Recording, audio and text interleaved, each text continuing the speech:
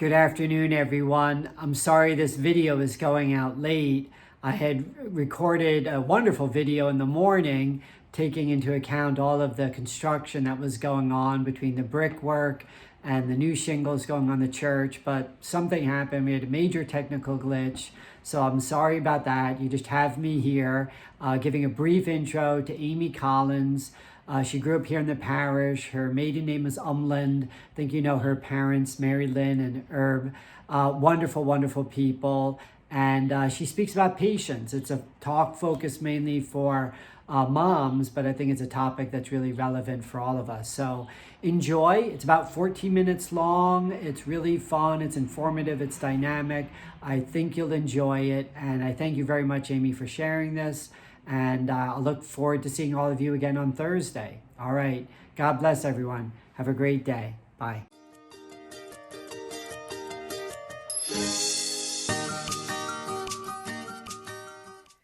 Hello, I'm Amy Collins. I'm coming to you today as a motherhood mentor, and I am hoping that you're all feeling healthy as well as hopefully peaceful. And if not, then let me help you feel a bit more peaceful by offering you some insight. What I do as a motherhood mentor is I help women become more calm and confident from the inside out. So, you know how our fitness trainers help us learn to be stronger in our physical core, right? They teach us exercises to strengthen our physical core.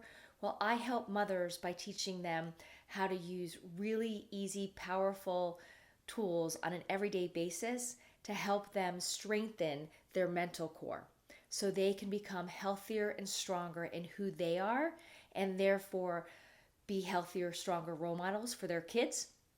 And as we know, that positively impacts our kids because what are we doing as moms? We are raising the next generation. So let me tell you today, our topic is patience.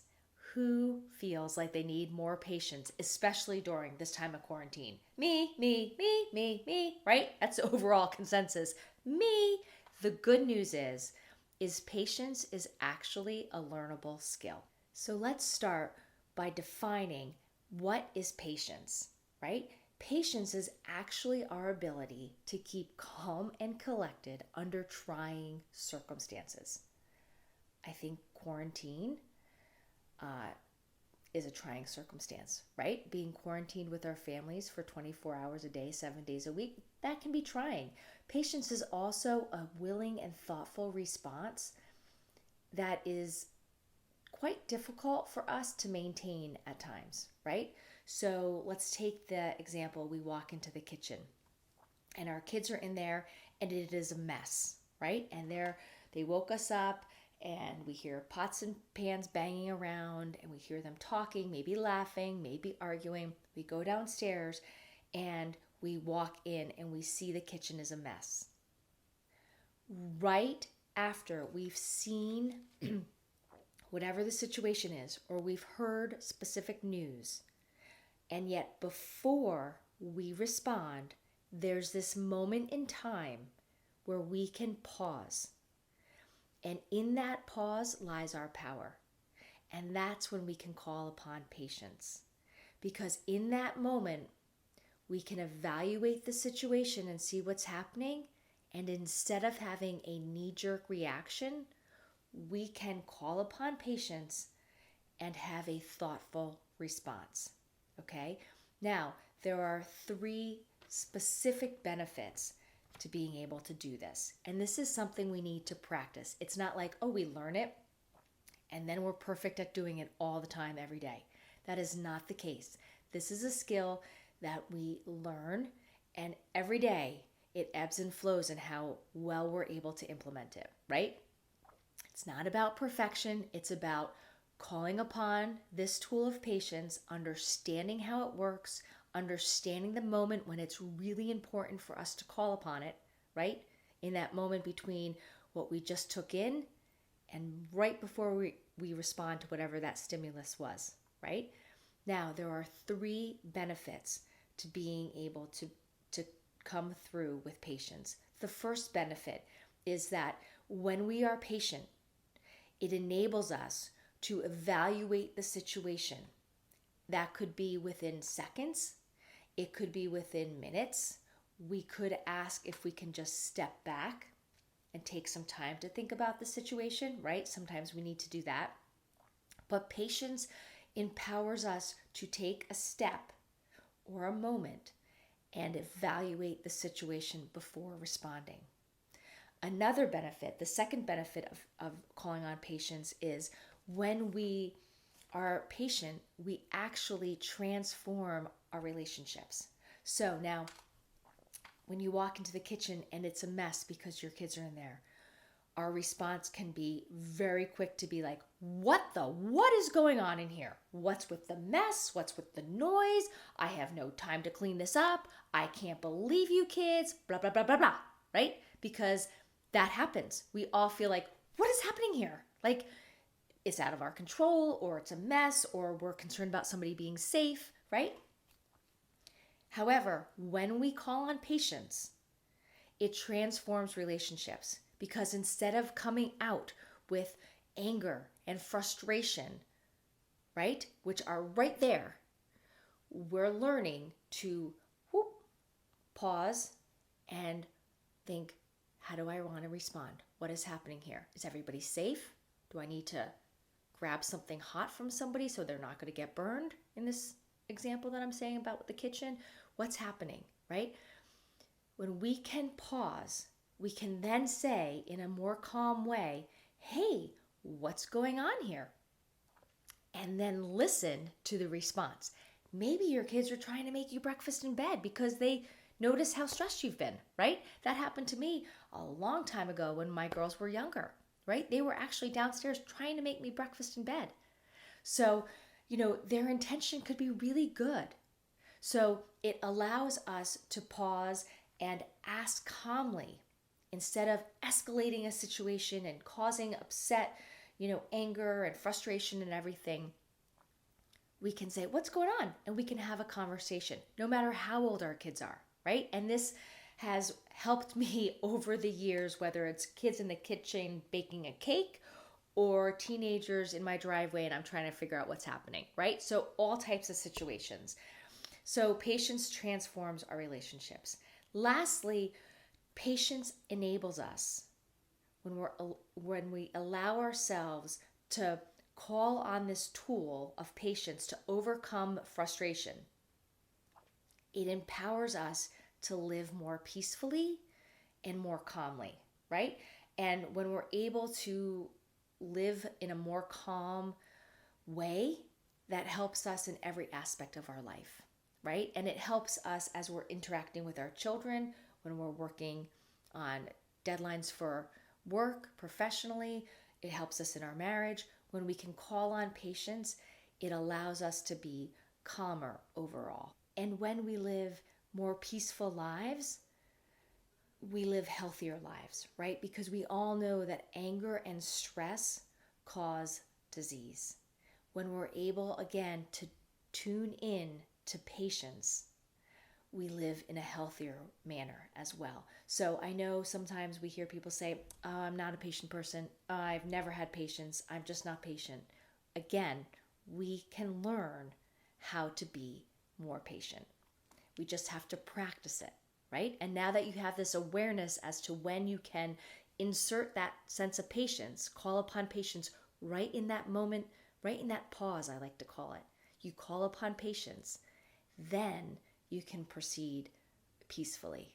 4 ways that we can become more patient. Really easy. First, start with something small.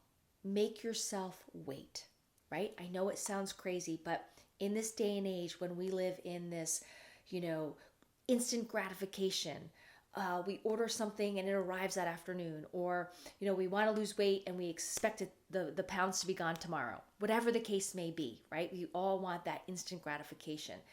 We need to learn to help ourselves learn how to wait, right? Learn how to pause. So my daughter has made probably 8 dozen chocolate chip cookies over quarantine.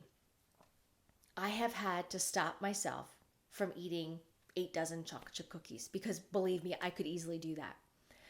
What I've learned to do is, instead of just taking them as soon as they come out of the oven, I love when they're gooey and warm, love it, but I make myself wait.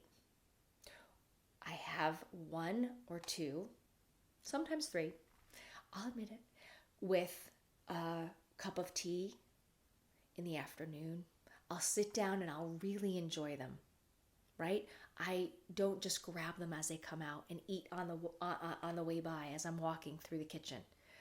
I have concertedly made the effort to wait. So making yourself wait, even starting small with something like that example, right? That is a way that you can practice patience. Another way to practice patience is to stop doing things that aren't important. And you may be quick to say, well, Amy, everything I do is important. We all feel that way, right? But really think about it. When I go on social media now, I set a timer for 15 or 20 minutes because I want to get in. I want to see who I'm following. I want to learn some things from who I follow. I want to catch up with some friends. But then I don't want to just keep scrolling, right? That isn't important. And let's face it, we can all get caught doing that. We can do that and 45 minutes, an hour and a half go by easily, especially right now when we're quarantined. So recognize what isn't important and stop doing that. Watching Netflix, that's helpful, right? When we want to unwind. But binge watching might not be that important, right? We might need to just have it in a sense of moderation. Believe me, right? That also takes patience to watch or to not watch the next episode when it can start in like 5 seconds, right? In the side screen, it starts in 5 seconds. That takes patience. Make yourself wait. That's a good example too. Also, be mindful of what makes you impatient, right? So for me, I have become really aware of the fact that with my family home, it drives me nuts to be interrupted all the time, right? So what I look to do is I make sure everybody's in a good spot and I tell them, now I am going into my office to do some work for the next hour or so. I'm going to have a sign up there. Please do not interrupt me. You can talk to me afterwards, and if it is an emergency and someone is like bleeding, then obviously interrupt me. But otherwise, mom needs some time. So be really aware of what causes you to feel impatient and then set up some type of healthy parameter around that and adjust, okay? Lastly, you know what else can help us feel more patient or become more patient? Really simple technique. I'm sure you're aware of it, but when we use it, it makes all the difference in the world. The fourth and last technique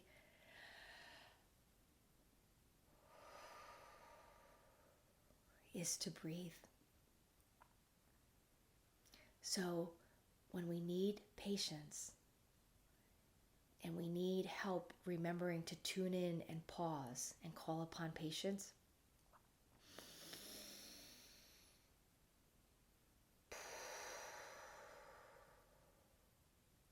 remember to breathe. Even listen to how my voice calmed down and lowered after breathing, right? We can't help but feel more calm when we breathe deeply. So remember, patience is a tool that we can all learn. It is something within our grasps. We all have the power within us to tune into it. Now that we're aware of that moment of transition before we respond to what just happened, now that we're aware of that key moment, we can start to call on patience, right? And remember to be patient with yourself as you learn to be more patient and more patient with your kids and your work and your marriage and all of that and this quarantine, right? So that is the insight that I bring to you today. I hope it has been helpful. Every Monday morning at 10 a.m., moms meet on my Facebook Live page. You're welcome to join us. We discuss all types of topics. Patience was a topic that a mom actually requested. She suggested that we talk about, and we were all like, yeah, that sounds good. So please feel free to join us. It's free. I'm here to help, to support you. I know it's a trying time. We're in this together. Together we're stronger and saner. So I hope this has been helpful. I wish you all the best. Keep being courageous, moms.